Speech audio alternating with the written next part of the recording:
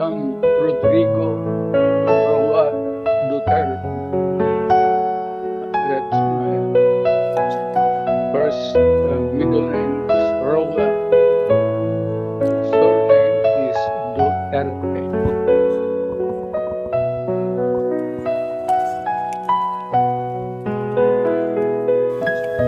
Birth month this day is March 28, 1945. I was born in the province of Leyte in the Philippines. Grabe, nakakaawa si Pangulong Rodrigo Duterte dito. Para nag-iba yung boses na, no? Hindi ko natin alam kung sobrang lamig na yata talaga siguro dyan. Baka sa lamig siguro yung grabe. Nakakaawa si Pangulong Rodrigo Duterte. Nakakaawa. Nag-iba yung boses niya sa sobrang lamig siguro. Dahil 8 degrees daw yung lamig dyan, sabi ng mga OFW. Grabe kalamig dyan. Kaya naging ganyan yung boses niya siguro. Parang namaos. Parang nanginginig pa nga siya magsalita, di ba? Sana ganun lang po na dahil sa lamig kaya ganyan yung buhos ng mahirap dyan. Ganyan yung buhos niya dahil talagang nahihirapan siya ba. Ganun ang mahirap doon.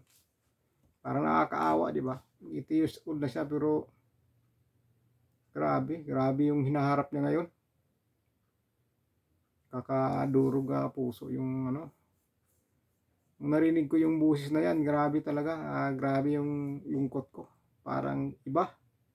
Kakaiba sa natural na pananalita ni Pangulong Rodrigo Duterte. Kakaiba po talaga. Napakalayo. Mabagal na parang alam mo parang robot na nagsalita na dahil parang nahihirapan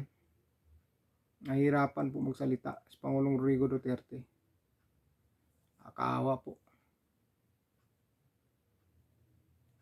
Kaya napapanood ko ibang video, hindi ko na pinapanood. Nalulungkot lang ako, parang hindi ko kinakaya ganyan na ano, ang matanda na ba na ganyan pa yung sinapit. Tanda ka na pero sa ibang bansa ka pa dinala at doon pa nililitis. 80 anyos na yan, mag-80 anyos na yan. Dapat dito na lang sa Pilipinas. Bakit kailangan pa sa ibang bansa? May korte naman po tayo dito dahil matanda na ho yan eh. Matanda na, doon pa sa malayong lugar, malayo pa sa pamilya, hirap bisitain dahil hindi basta-basta makapasok diyan at bumisita sa loob. Di ba? Hirap. Diyan sa Pilipinas, kahit na maedad na siya, madadalaw siya ng pamilya. Sa atin dito sa Pilipinas, pag sobrang tanda ka na, parang di naman yan pinapasok talaga sa kulungan eh. Dahil matanda na nga eh. Hirap na nga maglakad. Kawawa, sobrang lamig. Sana sa sobrang lamig lang yan yung maos niya pero hindi rin maganda dahil matanda na siya eh. Tanda na eh. Hindi rin maganda. Hindi yan sanay sa klima na sobrang lamig. Lalo-lalot na mahina na yung katawan tapos biglang napunta sa malamig na lugar. Wala pang pamilya na makakausap. Sobrang lungkot. Pero bilib din ako kay Pangulong Rodrigo Duterte, napakatibay po ng loob. Biruin mo, ang sabi niya, binilin po niya na ano lang, kalma lang kayo. Matatapos din ito. 'Di ba? Talaga ang lakas ng loob ni Pangulong Rodrigo Duterte. Talagang positive pa rin siya. Pero sana makayanan sa katawan niya dahil sa edad niya, sa sitwasyon na ngayon na ibang lugar, malayo sa pamilya, malamig, mahirap. Mga bata-bata pa nga, mga bata nga pag nalayo sa lugar at malamig, nagrereklamo nga sa klima, yan pa kaya'y matanda na, 'di ba? Bigla pa tapos malayo pa sa pamilya, wala pang makakausap na pamilya. 'Di ba? Kawawa, nakakaawa. Sana makayanan 'yan. Sana dito na rin sa Pilipinas ginawa 'yan. Korte naman po tayo dito. Mahirapan sa katawan 'yan si Pangulong Rodrigo Duterte.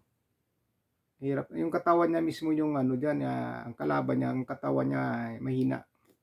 Mahina 'yan ang kalaban niya diyan. Yung isip niya matalino yan eh. Matibay yan siya eh. Isip at puso niya matibay yan. Pero yung katawan, dahil matanda na, yun ang bumibigay eh. Matanda na eh. Parang tayo, matanda na, pero isip bata pa rin tayo, di ba? Pero talagang katawan natin, nagsasabi na po talaga na matanda na po tayo. Di ba? Sabi natin, malakas pa ako. Kasi bata isip eh. Pero may edad ka na. Pero ang katawan mo, hindi na. Matanda na. Isip na lang po natin ang bata. Ganyan, sa sitwasyon na yan, biglaan, napakalamig na lugar, walang pamilya, walang pamilya makakausap, mahirap dumalaw. Mahirap yung ganyan. At sana makayanan ni Pangulong Rodrigo Duterte. Alam ko naman na matibay po si Pangulong Rodrigo Duterte. Tibay po yan dahil hindi po niya sabihin na kalma lang. Kung hindi niya iniisip na kaya niya yan. Kaya niya yan. Andyan ang Panginoon. Nandyan ang Panginoon para sa kanya. Ang akala ng iba, malayo si Pangulong, ang akala ng iba na malayo si Pangulong Rodrigo Duterte sa Panginoon, hindi po. Nagkakamali po kayo. Dahil ang Panginoon po, wala pong pinipili yan. Kahit kayo na nanlalait o nanghusga kayo kay Pangulong Rodrigo Duterte, mahal pa rin kayo ng Panginoon.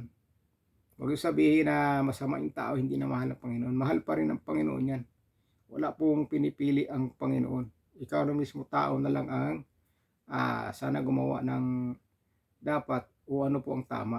Para pagka in case na mawala natin sa mundo, dalawang patutunguhan, doon ka sa kaliwa o sa kanan ba, ganun mangyari. Pagdasala lang po natin na maging maayos, malampasan ni Pangulong Rodrigo Duterte. Lalo na sa kalusugan niya ngayon na medyo parang kitang-kita naman na humihina po siya eh. Mahina po. Mahina po siya, busis pa lang eh. Ramdam mo na kaagad. Ramdam mo na kaagad talaga na nahirapan siya. Busis pa lang. Sobrang lamig kasi, sobrang bigla eh. Lamig-lamig yan, bigla, matanda ka na, mahirap. So yun ang mga idol, kalungkot po. Kaya ako minsan hindi na ako nanonood ng video. Pag may makita ako, ini-score ko lang, sumisikip lang dibdib ko pag nakita ko. Mahirap. Malampasan ni Pangulong Rodrigo Duterte yan. Gabayan siya ng Panginoong Diyos.